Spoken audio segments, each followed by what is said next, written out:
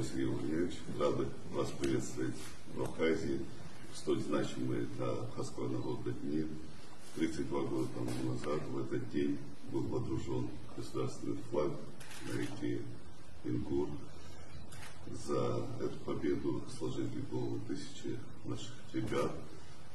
Эта победа для нас священна. И то, что вы находитесь в этот день, в этот очень важный для всего нашего народа день, это показатель дружбы, уважения.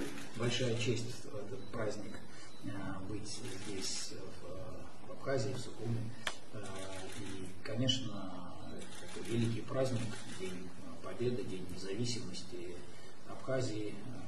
32 года назад народ Абхазии доказал всему миру свою волю, свое мужество, свою готовность отстаивать независимость и самостоятельный выбор своей судьбы.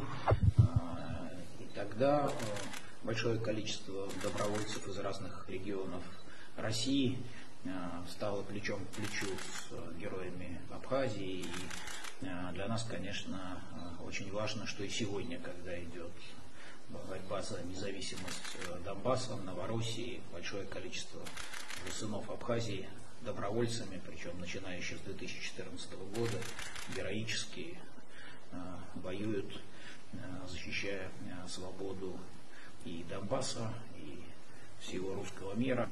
Спасибо большое за прием. Мы любим, знаем Абхазию, очень много туристов, наших жителей, и Подмосковье в том числе, посещают эту гостеприимную республику.